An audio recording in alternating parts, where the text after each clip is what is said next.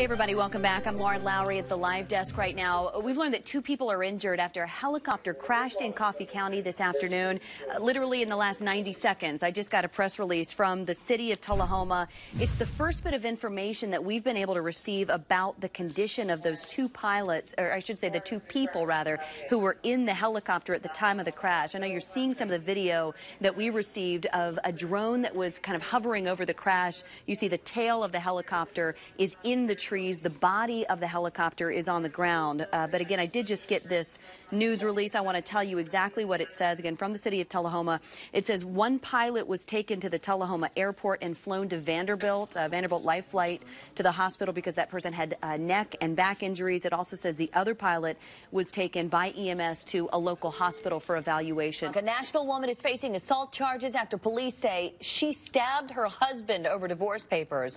A Tennessee daycare has been shut down. This is after one of the workers possibly let a toddler suck on a vape pen. Here's another story we started following when it broke last night. A lumber yard burned to the ground in Wedgwood, Houston last night. These were some of the pictures that we showed you last night at 10 because our cameras captured this from a couple of miles away. That's how big it was. Lauren Lowrey is at the live desk for us right now to give us a better explanation of the charges he faces. Yeah, I've got the exact list of the charges right here. I do know, though, guys, as I'm listening as well, just as you were, to that live feed coming to us from the courtroom. I see it off to the side. I feel like maybe we should go back to it. It seems like everybody in the courtroom has been asked to listen in, so let's listen now.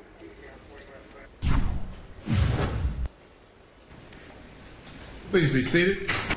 All right, so you were just able to listen in live as the jury read out what they determined to be the verdicts on each of those charges. I want to run by them again.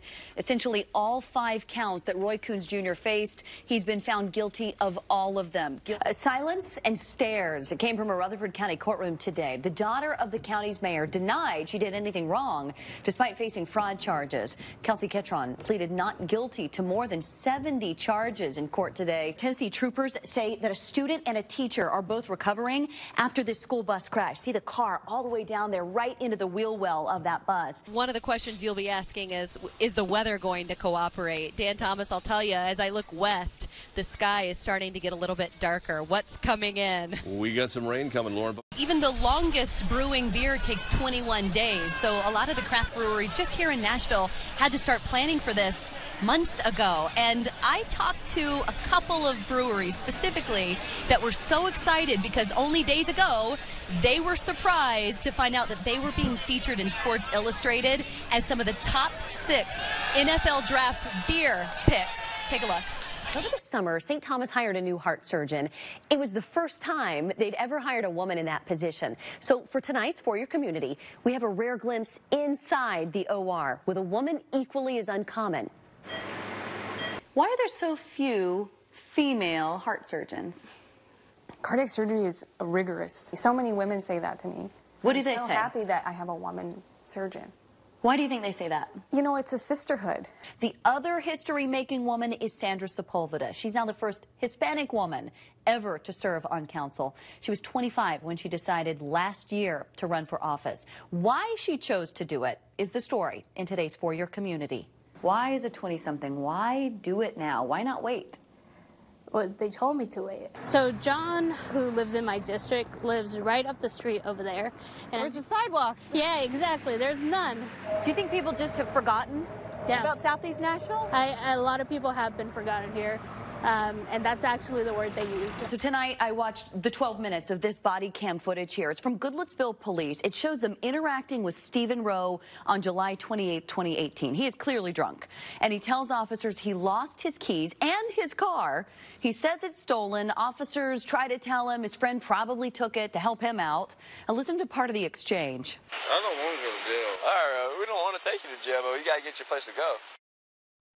Yeah, so that whole thing happened at about 1:30 in the morning. Police say around 4 a.m., Stephen Rowe crashed head-on into a car full of 18 and 19-year-olds. The teens were severely injured. Rowe, who you see in that video, died at the scene. Oh, wow. Well, police obviously did not arrest the man. So No. at this point, did they not try to get him a ride home? It's interesting because in the body cam footage, you actually hear somebody mention an Uber. Whether an Uber was called, you don't know, because the body cam footage actually ends at some point.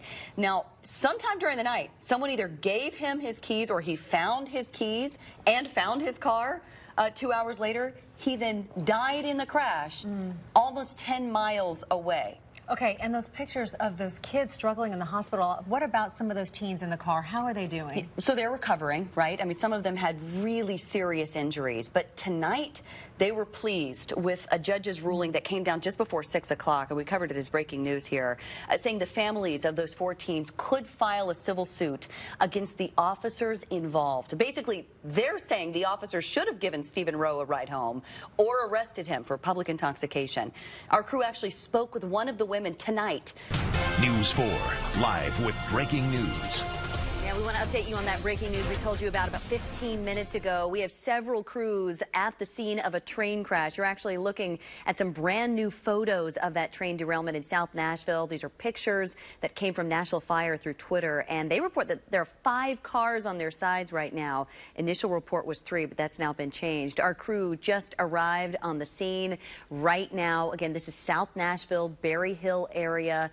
Cameron Taylor is there behind the Goodwill and Post Office. Cameron, what are you seeing so far? Let's get to Lauren Lowrey. Lauren, what's going on down there? Yeah, so when we were just with you moments ago, we saw that Hunter Hayes had left the stage. We thought that it meant that it was the end of his set. Oh, no, he's still supposed to be on stage right now. But that breaking news, Tracy, as you mentioned, is that lightning has been spotted close by. So you see the black tarps covering all of the instruments there on the stage. Also, people are gone. I mean, honestly, between the sets that we've seen here yesterday and today, people don't leave. They wait the 15, 20 minutes they need to in between to see their favorite performers. But look, everybody is filtering out right now, as you see. They've got their ponchos and rain gear on, but, you know, ponchos don't protect you from lightning. Tracy, it is worth noting, Ascend Amphitheater is just 3 or 4 blocks away from where I'm standing right now, just down First Street. We don't know if that's also been evacuated because of lightning, but chances are good that it might be the case. We're working to confirm that for you right now. But again, the Riverfront stage, shows are done for now because of lightning. Back to you. I want to show you guys there's a lot of activity already as people get out of their vehicles, coming to say hi to fans. They're all dressed to the nines, not just the fans, but also, of course, the artists, exactly like you would expect. Now, tonight is all about glitz and glamour, right? And rhinestones as well. There is a local stylist, designer, fashion designer here in town, born and raised Nashville guy, who's actually created 10 outfits for 7 different people tonight. And we're talking about the likes of Reba McEntire, Dolly Parton, Tanya Tucker even. His name is Jonathan Kane, and I want to show you some video that we have of him, funny enough, from another story we've done with him in the past. So Jonathan is a Nashville native. He was on Project Runway All-Stars as well. He's made his name in formal wear, even becoming the formal wear provider for Miss America pageants across the country. Now, we were in his showroom just over a month ago when we did another story with a celebrity stylist, and that's exactly how he comes to create outfits for famous clients on special nights like tonight. We are so close to the draft officially beginning here on Broadway. We are live on top of Tootsie's, and man, you can feel the excitement